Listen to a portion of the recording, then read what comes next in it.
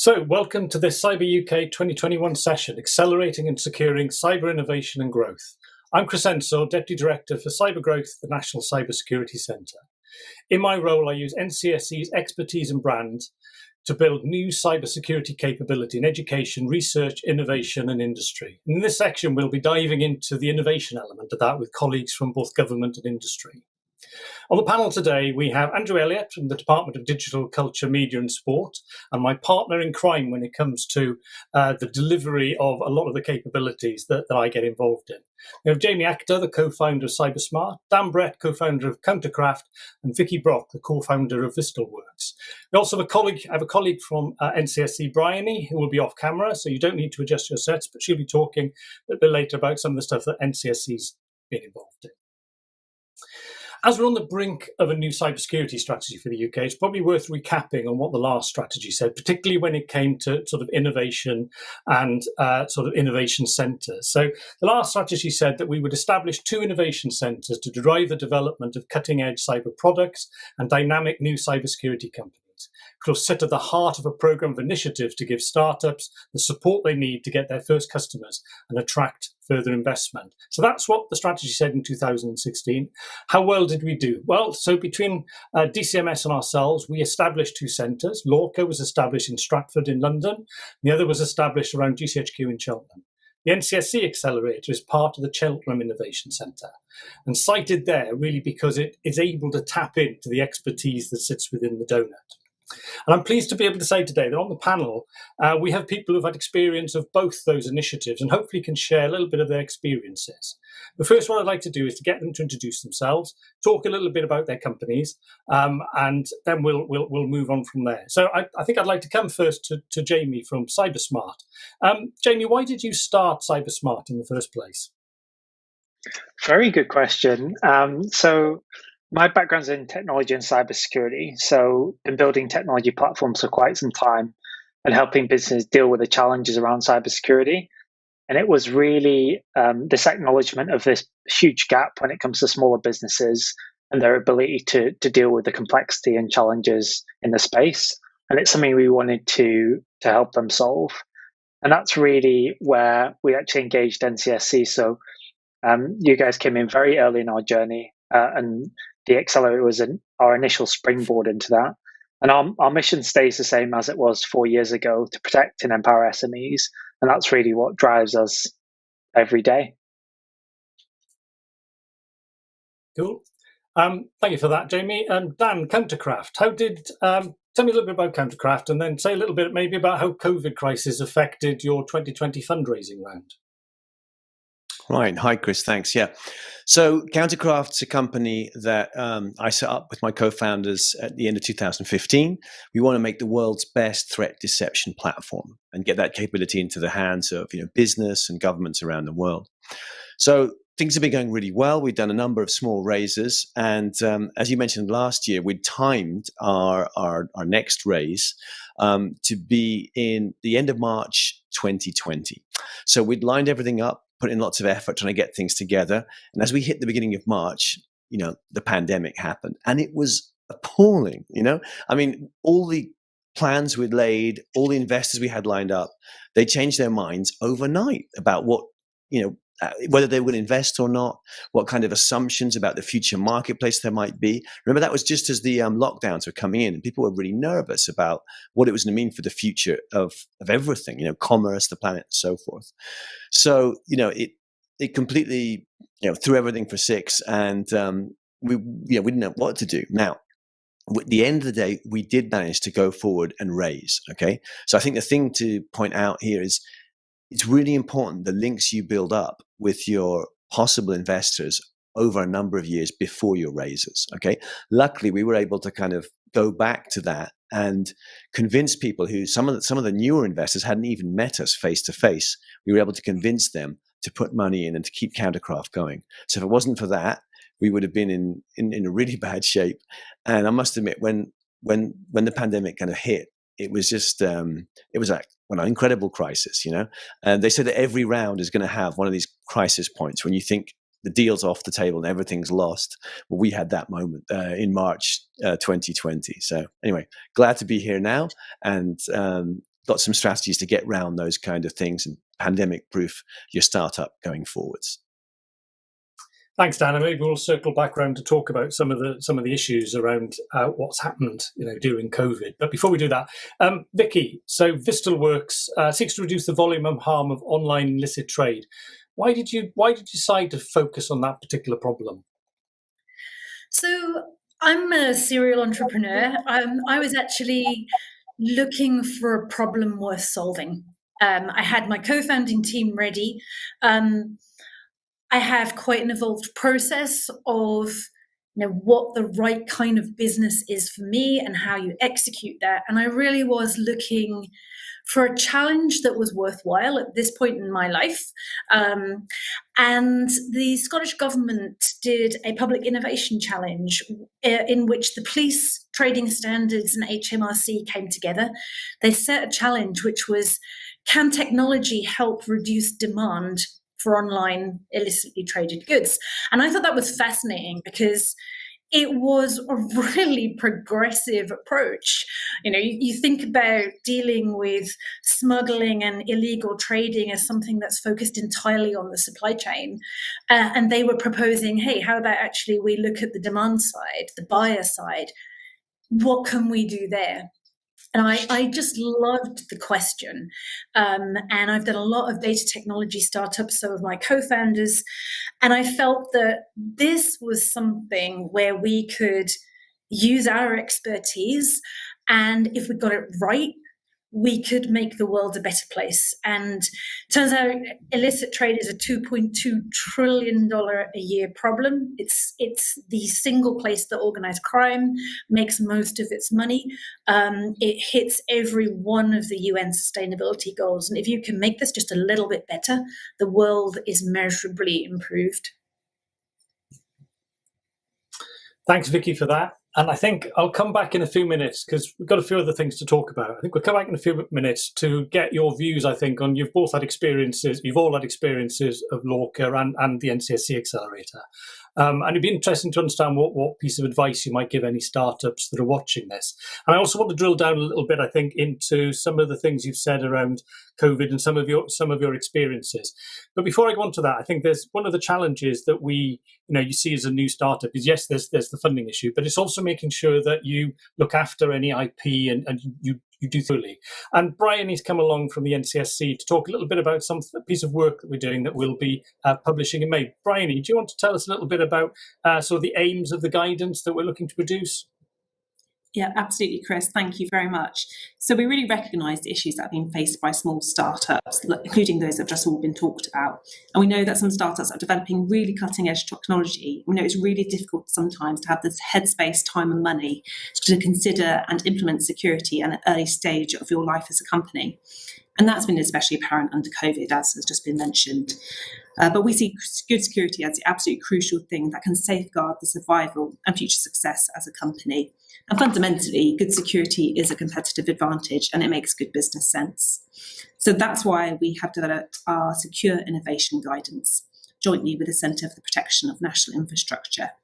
It provides guidance for small startup companies and venture capital firms to understand what the foundations of good security looks like, with everything from password security to safely connecting to the internet, to preparing for security incidents and expanding to new markets. So we're really excited that this new guidance provides all the security considerations to consider from right at the beginning in establishing a new company, right through to scaling up when a company grows. We know that accessing this information can be really tricky when companies are busy, so we have definitely developed the guidance with easy accessibility and digestibility right at the very heart of it. Thanks, Chris.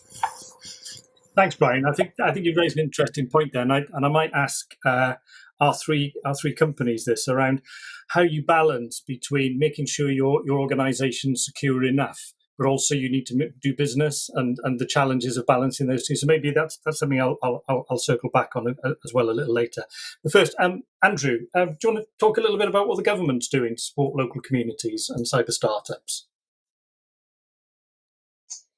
Sure, thanks, Chris. The UK's cyber sector has seen another good year. We've had a 21% growth according to our annual sectoral analysis. We now have nearly 1,500 cyber businesses here in the UK.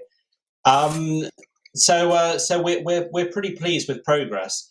But of course, I think, as we've already heard from those speaking, Dan telling us about his fundraising in March 2020, 9 out of 10 cyber companies who were surveyed by Ipsos Mori for us found they had COVID-related challenges to their business. And while we've recorded sort of an overall significant rise in investment in the sector over the last year, actually, when you look at the minutiae of the detail, really, startups are not actually awash with funding at the moment. So there are still challenges. We recently published, the government recently published its integrated review of security, defence and development and foreign policy just a few weeks back. And within that, the importance of a good, solid UK cyber ecosystem was front and centre of our future strategy, and that will be represented in the new cybersecurity strategy that we're going to publish later this year. So here in DCMS, we're going to be focused on continuing to help the cyber sector primarily through regional interventions to try to ensure that those local green shoots, those local cyber ecosystems are well connected and are helped to make those essential connections into businesses, law enforcement, the academic sector to grow as well as possible. We're looking to support innovation. We already have a number of innovation programs, which some of which you referred to, including Lorca, and we'll be looking to continue with work on accelerators and supporting innovators to get their products out.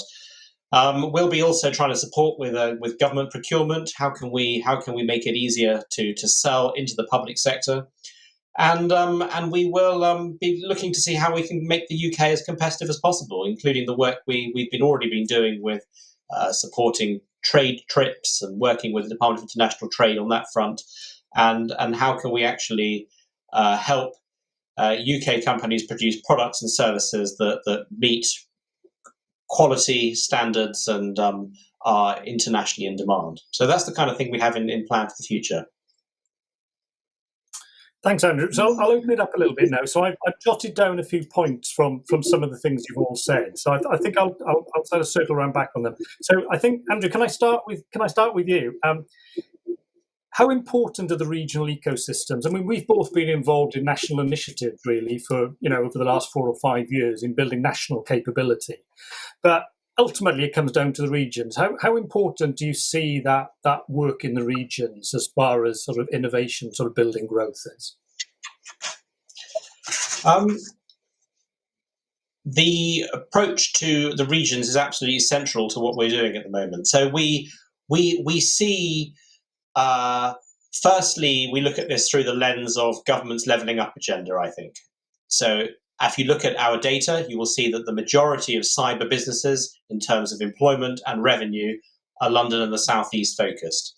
But there is huge potential and talent elsewhere. If we look at what's been going on around the part of the world where you are, Chris, in the southwest of England, huge centre of possibility there, around Cardiff in South Wales, Manchester, and Newcastle, many other places, Belfast, and within these areas, the regional clusters have really been sort of showing the way of what is possibly achievable, and the way that those sort of innovator-led organisations have started to grow and build connections, develop businesses, help with developing skills all the way through from schools into universities, has seen some really impressive achievements, and is also largely led by those people at the grassroots who are prepared to put in time and effort because they know how important it is, which makes them really sustainable interventions that can really achieve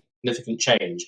So we see that as a really important strategy, support those regions. We've been doing some work on a pilot basis in in Cheltenham with Cynam, and also in Newcastle with Dynamo.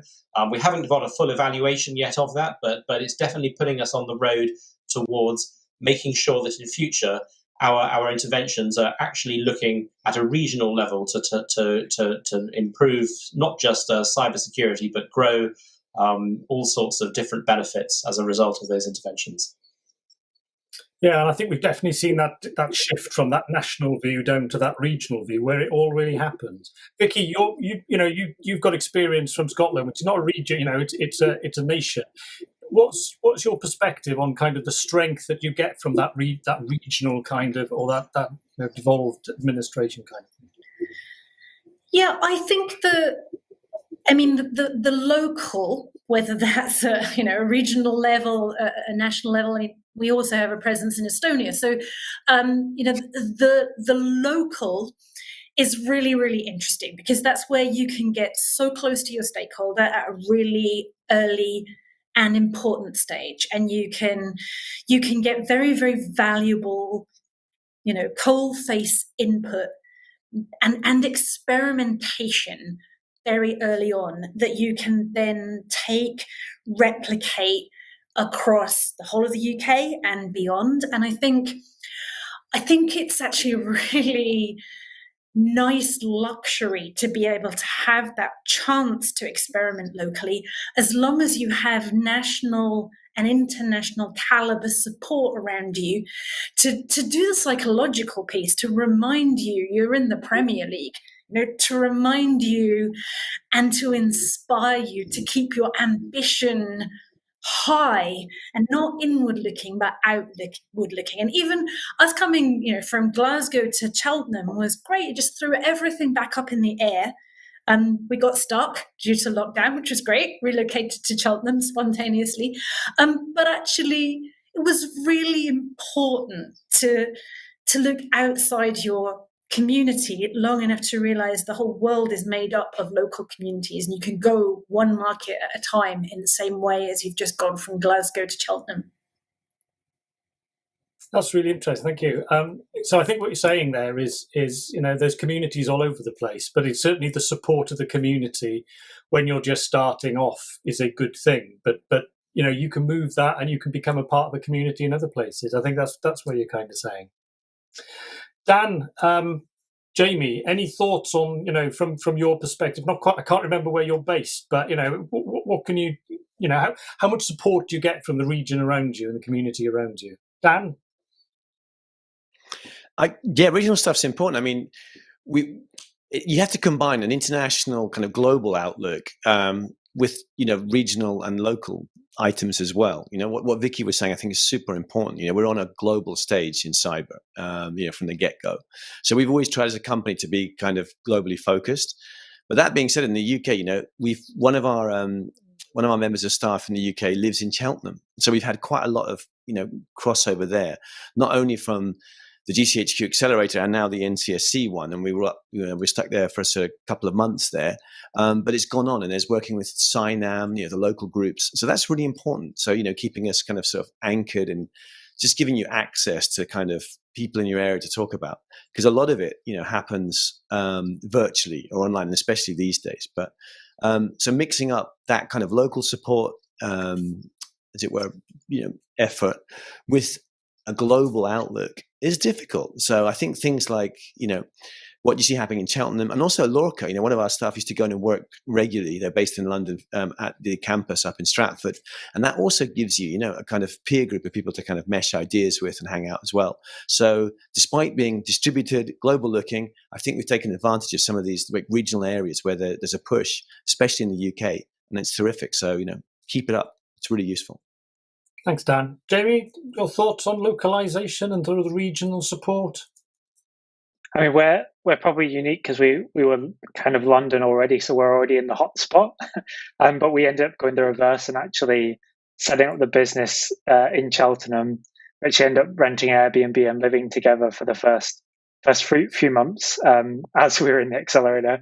It's definitely a very good team bonding experience.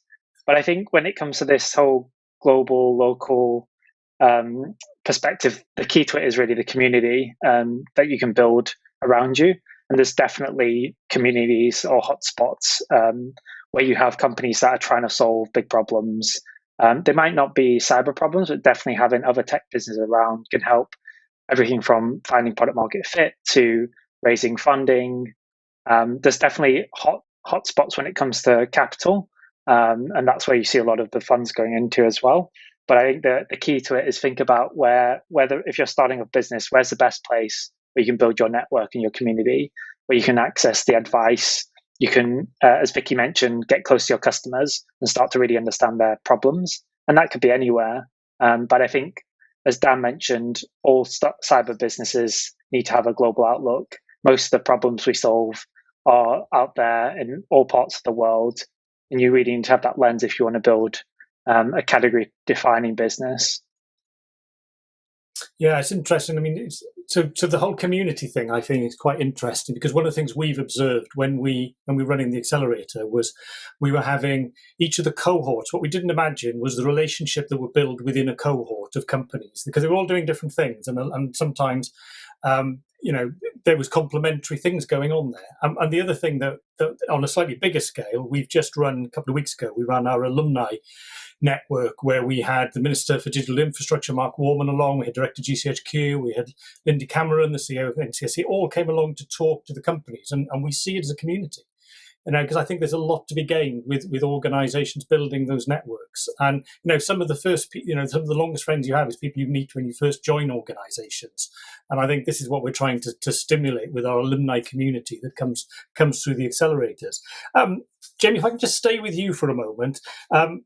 There is this balance, isn't it, between security and actually keeping your business going and growing your business. And I mean, CyberSmart is all about trying to make, help people improve their security. Do you see the tension of from your perspective of how, especially in difficult times, businesses, from a government perspective, we want everybody to improve their security, we want everybody to get cyber essentials, but at the end of the day, they are businesses who have to operate as well. How do you see that tension, and how do you see CyberSmart playing in that space?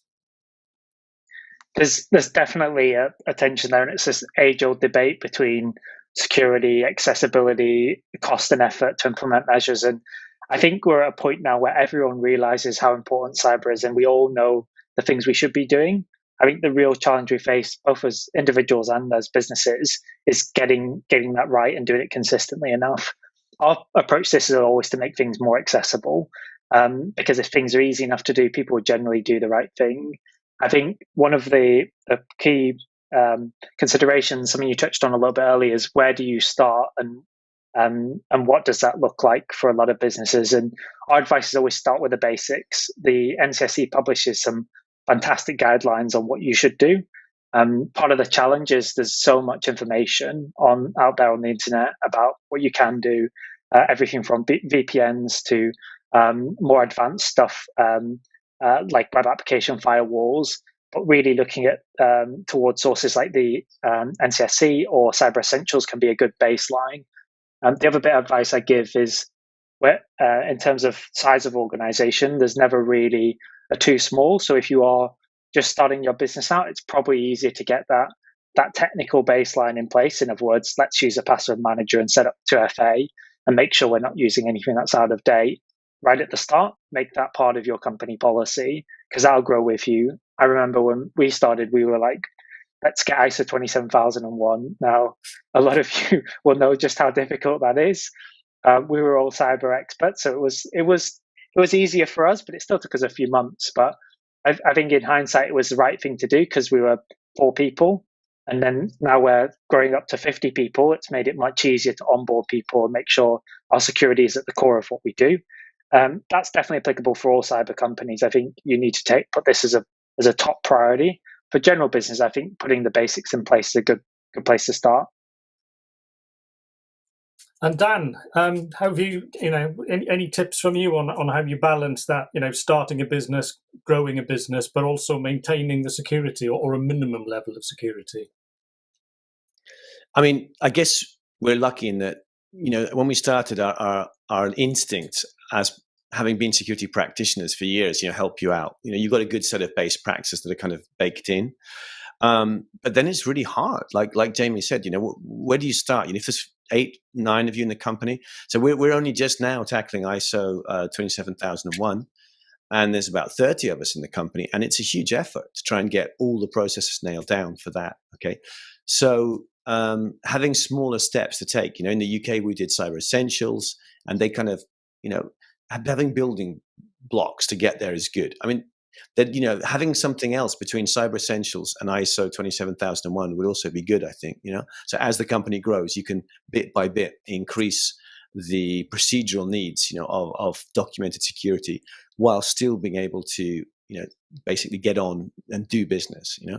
I remember back at the very first days in the Accelerator in Cheltenham, we were a very outward-looking bunch of entrepreneurs meeting a very closed community, and that I think was the physical, meeting of those two worlds. A community that tries to apply security to everything and doesn't like speaking to other people, meeting a bunch of people who are constantly pitching out there, blogging about everything. So in a way, although it wasn't security, but that kind of mix is exactly what you see in a security startup. Are you going to be, how do you be outgoing, tell everyone about what you're doing and be transparent whilst maintaining the correct levels of security? So it's a bit like, people from Cheltenham on the DCHQ Accelerator meeting all these outward-going entrepreneurs. Where do you find that balance? Well, luckily we did find it, and you can do it. So all good stuff. And let me just plug Cyber Essentials. We were one of the first clients, I believe, right, Jamie? So Jamie's been doing good for us for the last couple of years. So thanks a lot there. That's a really good program, or a good company to work with to make sure you get that certification. Sorry, Chris, I was going to say, I remember day one of the security briefing we got at the Accelerator. We walked in there and they're like, okay, no social media, no posting. We're like, what? We're here to start our business. Surely we've got to be talking about, this cool space we're in and all the things I got. No locations, no tagging. Now this is, and it's like, okay, this is going to be very different.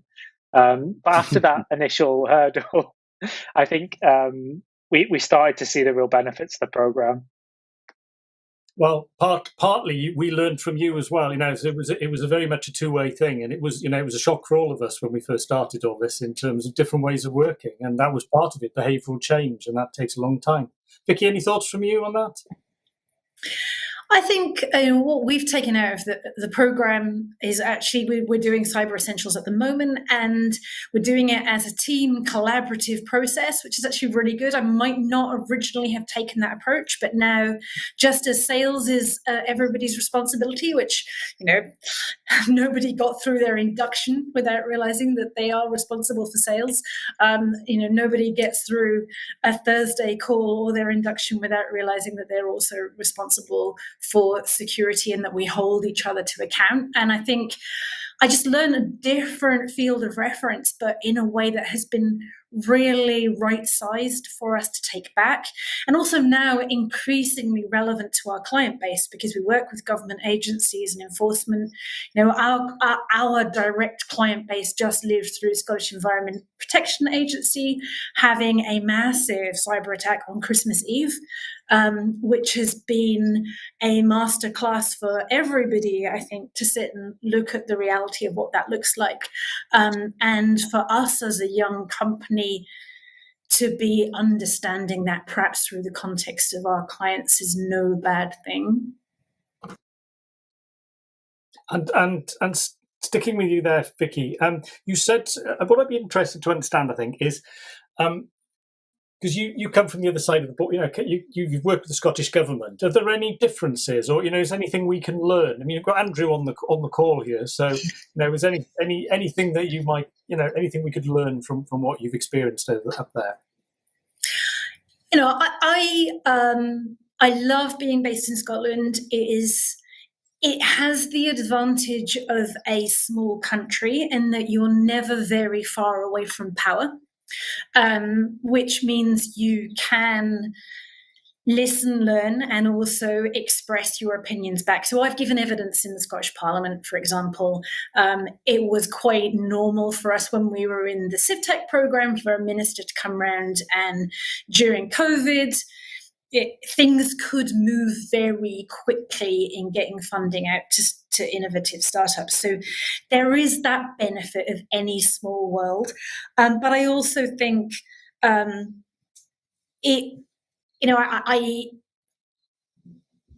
think that there are lessons you can learn from both parts. So taking environmental protection as one, that is a devolved area. So we have CIPA and we have the Environment Agency. We talk to both groups because the experience and the focus of one in Scotland is very different to what that remit looks like in England or at a UK level. And so it's been a learning process for us. I mean, I know, Chris, one of the first things that we kind of said when you said, how said to us, how can I help? I was like, could you explain how, England works? And clearly you can tell from my accent, I do originally come from England, but one of the things when you are in a devolved nation is that there are certain things that are just done very differently, and they are done by very different groups. And I can safely say that now, especially now I'm at the moment in Estonia, you do have to treat these as countries and get to know them and live in them and get to know the people. And I think I don't want too many people from England coming to take advantage of many opportunities in Scotland, but I'm very happy to come from Scotland to take commercial advantage from the rest of the UK. Thanks, Vicky. And there's an interesting challenge there, Andrew. How do we explain how England works? I wish I could answer that one. I think it's wonderful the work that the Scottish government do on cyber, and the Welsh government too. The Department of the Economy in Northern Ireland are also very much on this. It's always interesting the number of we're looking at a problem, seeking to try and shape some kind of intervention. We pick up the call to our colleagues in the devolved administration and realise that they've completely clocked this issue as well. And whether we're always necessarily coordinated, though, perhaps is more down to luck than anything else. But I think we do all align on this. In England, it does get complicated, though, doesn't it? Because of course it's not just the central government who's involved in this. We have lots of regional government, LEPs, the local enterprise partnerships, and other mechanisms of the state or quasi-state who are seeking to sort of grow the economy as well as solve local security problems, as well as law enforcement on top. So there's all sorts of public sector, if you like, stakeholders in this. Making sure these are all brought together and coordinated and talking to each other is really hard. But that is exactly what we are trying to do at the moment. In DCMS, we're putting a much bigger effort into trying to get out of the Westminster bubble into the regions, trying to work our way around all these different entities. We're currently hiring 4 regional engagement officers to be out there doing this kind of work, and it's an absolutely fair challenge that it's not just the cyber community and cyber ecosystem that needs to connect together, but it's policymakers as well. Well done, Andrew. That was a good answer to the challenge. I'll circle around, I think, now to what I said. So, Dan, if I come back to you, if there was something for our audience today that, a tip or something that you experienced through the NCSC or LORCA, what would you tell the viewers? We were thinking about this. There's a number of areas we thought we'd sort of talk about it. Because talking to Vicky and Jamie here, I think we mentioned about starting things, companies building them, scaling teams as well. And one of the things that it goes back to my original question or answer, which was looking at raising money and funds. That's not everything. There's tons of other stuff to be doing, but I think one of the things I got from this was that. It's as it were, it's always be raising, which is, an idea. And I think you might have heard about always be closing. It was in Glengarry Glen Ross, a very fine film. You may have seen that when Alec Baldwin was harassing his sales team and trying to get them to actually close the deals. Well, if you work in a startup, sure Jamie and Vicky will tell that. That's everyone's in sales, as Vicky mentioned, right? The other thing is think about raising, because the thing is, by being on accelerators like the NCSC Accelerator or Lorca in particular, we were able to attend some events in the evening, go and see people and keep up some links with investors when we weren't actually raising. And then when we had this crisis because of COVID and you couldn't actually travel or visit anyone, luckily we'd invested time, in the sort of year and a half before we actually needed to get some funds in building up a personal relationship with a number of investors. And both of those, both the accelerators were useful in meeting and coming across, these investors and people. Okay. Now it's not the only thing to do. I think maybe, Jamie or Vicky could talk to other areas about, building your team, about how you might scale, importance of sales. So, but in this area around fundraising, it's super important to make sure you do all of these activities, whether it's a priority or it's in the background, but you do them all the time and constantly. And that's where something like being part of an accelerator or a community like Lorca can help, because they arrange regular meetings in these different areas and you can keep your toe in and do that. So my thing would be, and taking it from Alec Baldwin in Glengarry and Ross, not always be closing, but always be raising. You never know when a crisis will hit and you need those funds and you need those relationships at your fingertips. Thanks, and a film recommendation at the same time. Excellent. Jamie, yours. Dan's always be raising reminds me of something someone told me when we were right at the start of our journey, is a founder's job is to raise money and hire good people. I've obviously come to learn it's way more than that. You have to set the vision and the strategy and make sure you're on the right course, which often means course correcting. I'd say, specifically when it comes to accelerators, kind of a bit of age-old advice, which is you get out what you put in, but just to go a little bit of a layer deeper into that. So accelerators are amazing springboards for businesses to test their ideas, to get some initial market feedback, to get their first customers, to get some introduction to investors, to build their network. But all that only happens when you put in the time and the effort to actually engage with the program and the people on the program. So both NCSC and Lorca will introduce startups to a huge range of mentors, advisors, investors, and a great peer group. And I think the biggest reason people don't get what they wanted from those programs is because they don't have that level of engagement that's required. You have to really dedicate the time and effort to making it successful. And if you do, then you'll come out the back of that with potentially a completely different perspective on how you want to grow and scale your business. So I'd say that's probably my top tip if you ask for one. I think Dan's kind of done a bit of a phase afterwards, but just to put that in like a sequence, you have to do this groundwork first, right? So no one's going to back your business, and you actually don't want to raise money in your business until you've figured out your direction of travel.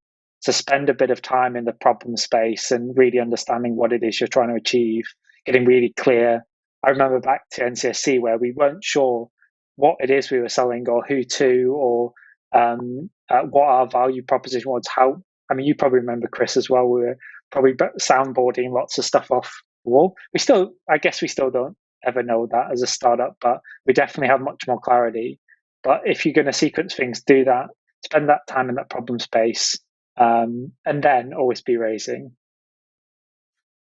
I think that's a really good point, Jamie. I think the number of companies that come into the accelerator you get involved in, and they're not quite sure what they're delivering, but that's what the accelerator's for, and that's what we work with partners to try and help people sort of develop that idea and get that pithy kind of succinct pitch. Vicky, thought from you?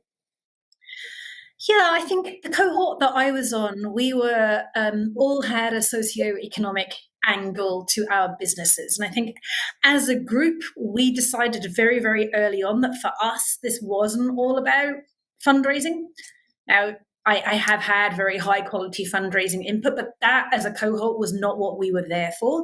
And I think it's really interesting that the structure of the NCSC program allowed us as a cohort to go actually, valuable input, but our priorities are this. And for us, I think as a cohort, what we took out of it was this opportunity to work with the best, to be super challenged on our communication of our propositions, our understanding of our value and how we expressed that to our target markets. We were very strong on culture and values between us. No, not surprising, given the nature of the businesses. We weren't so great on communication and expressing that in the right way. And I think because we came in as a group with very open minds, ready to learn and learn, we got a vast amount out of it.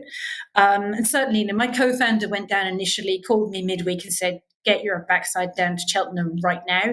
And then, we both ended up staying for the full 10 weeks, which I can tell you doesn't usually happen. This was the best investment of time I made last year, without any shadow of a doubt.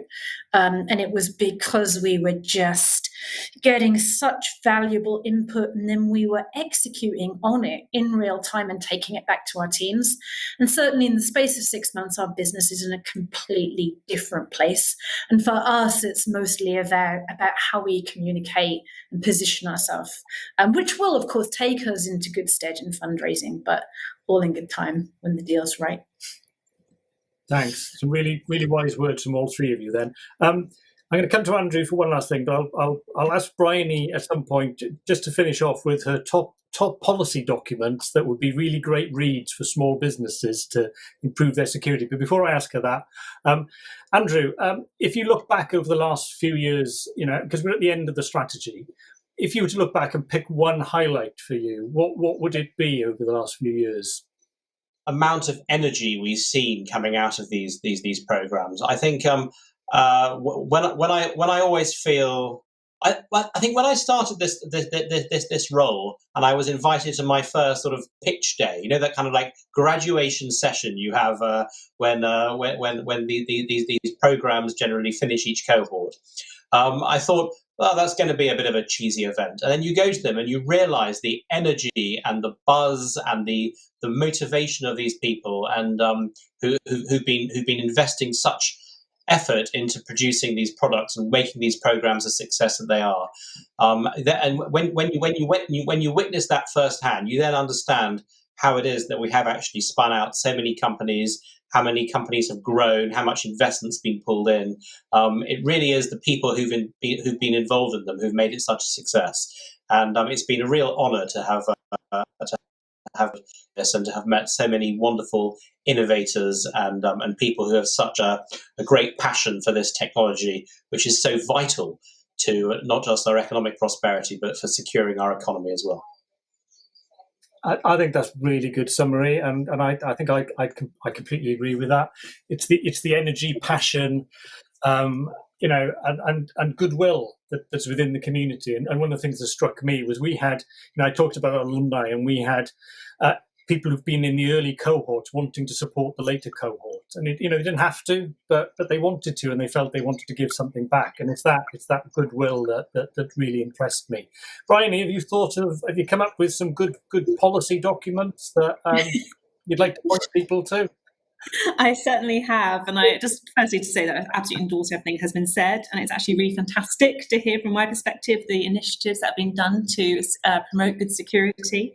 We really absolutely recognise that this is a huge issue for a small company to think about security, and so the Secure Innovation Guidance, as I previously mentioned, it really provides everything to think the core considerations for a company, with everything, like I said, from password security to choosing the right investors. So that's just been published this month. So I'd really recommend to take a read because it really provides everything in one handy document for everything to consider. Thank you, Bryony. There you go, a recommendation. So the last thing for me before I wrap up is that we're just about to move into phase 2. We've got a new partner for our Accelerator. We're about to co-locate into a new facility, which will bring together more opportunities for people from the NCSC and startups and companies to work together, which is going to be really great. But looking to our third phase, of course, is the Golden Valley development, which is just on the border of Cheltenham, just outside the donor in GCHQ, and that will be the next phase for us. It's taking our innovation centre that we have today, and then finding a place on it. And I think there's some great opportunities there, both for industry and academia, and for universities to get involved. And so, anybody interested in that, please, Google the Golden Valley development. I think all of this for me to say to thank the panel for their time today, and hope you'll give them all a virtual round of applause. And I hope you, the audience, took something from this, and thank you for watching. So thank you. Goodbye.